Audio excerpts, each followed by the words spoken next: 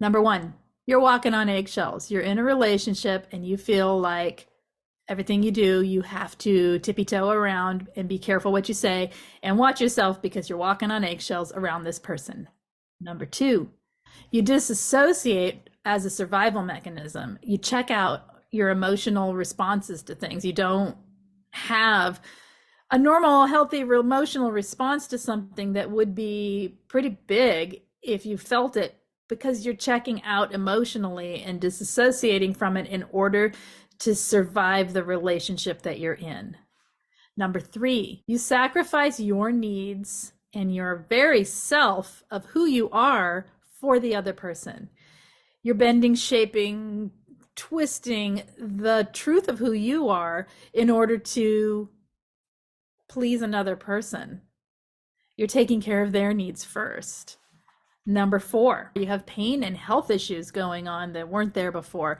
And they are, a lot of times they're like autoimmune things, or things like fibromyalgia are common. And number five, you have a mistrust in others. It's difficult for you to feel safe when you're vulnerable and to trust others in your life. Number six, feeling of harmful self-ideation, like feelings of harm towards yourself. Number seven, you're self-isolating. It's hard to be around people.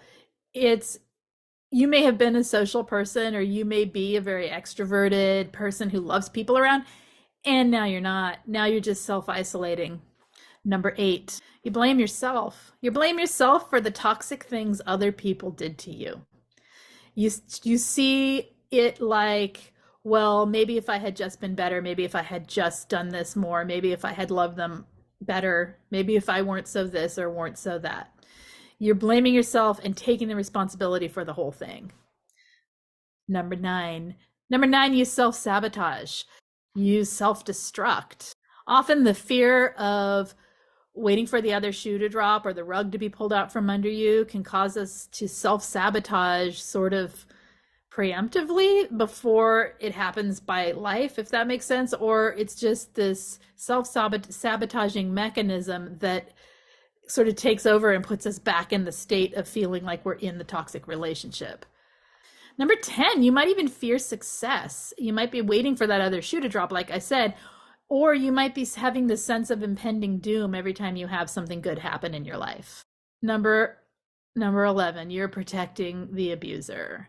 You're protecting toxic people by deflecting the things that they do, by taking credit or blame for the things that they do, by seeing that they have had hard times in their life and that what causes the way they act.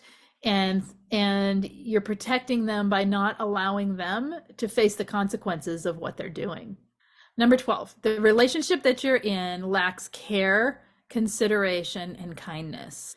Number 13, you're dealing with someone who has a very immature relationship style, very avoidant of care, kindness, and intimacy, and that seems very self-directed rather than directed toward the good of both of you. Number 14, someone is angry and reactionary toward you all the time, or you find yourself angry and reactionary, and that isn't your normal way of operating. Number 15, you're trying to prove your worth all the time to that other person. You're trying to basically defend yourself in a way that shows your value and your worth all the time. Number 16, the relationship lacks boundaries. There's sometimes even enmeshment going on where you can't see where the boundaries should be, but the other person won't allow you to have any boundaries. Number 17, you feel anxious and almost addicted to your partner or your family member or whoever they are. You feel total anxiety and total fear of them disappearing, leaving, hurting you, and it isn't met with anything that causes you to feel safe in the relationship. Okay, we can be anxious attached, and it's not super healthy to stay that way. We have to learn to be secure in our attachments, right? But when someone is dangling other people in your face, when someone's disappearing, when someone's not replying to texts or phone calls, and they're causing situations that create this feeling of insecurity in their partner, something's going on. Number 18, you might feel exhausted being around that person. You might feel exhausted from the relationship itself. Number 19, your self-esteem has tanked. It is very low. You're not feeling great about yourself from this relationship or from the person that you're around. Now, it isn't other people's responsibility to build your self-esteem, but when your self-esteem suddenly starts tanking or it gets worse around someone, something's up. Number 20, you feel like you're going crazy. You feel like conversations don't make sense. You feel like you're forgetting things, or your truth and your reality isn't what you think it is because you've had someone gaslighting you, right? All right. Number 21, you feel depressed. You feel anxious. And you feel that way even when things seem okay around this person. Number 22, you feel like nothing you do is good enough. Number 23, you're questioning the other person's motives.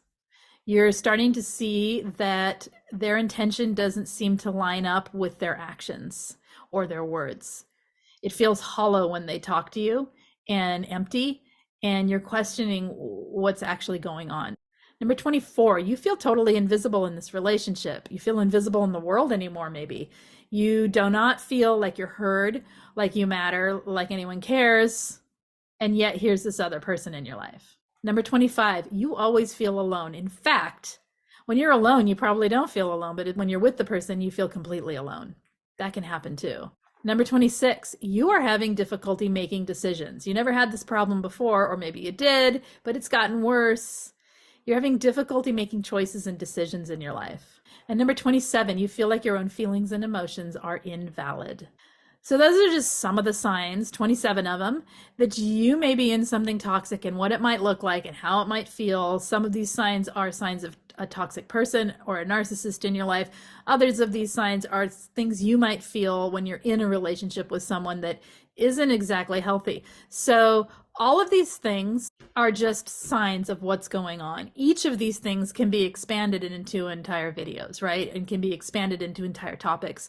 So if these are checking a lot of boxes and you're wondering what's going on, some people will hear that and they'll think, that's me, I'm the toxic one. Okay, yes, when you're with someone who is toxic and you've been in relationship with them a while, that relationship is toxic. So yourself within it may be behaving in a way that is toxic. It happens. That doesn't mean you're a narcissist or a toxic person. It means that you're in something that isn't healthy for you. And it's only through getting away from it, finding some healing and working on these things that you've seen in yourself, that you can see, where you are in life, and you can become the person you would rather be with healthier people around you. So this is just a list to help you see if you're doubting what you're in is good for you, or you're questioning what's going on. It's just to help you see a little bit of what could be going on, and that you may very well be dealing with a toxic person in your life. I am Lise Colucci. I'm one of the life coaches at QueenBeeing.com. If you need anything, as I always say, check out the information in the main description of every video. Hit the subscribe here, and I will be back next time. Take care. Bye-bye.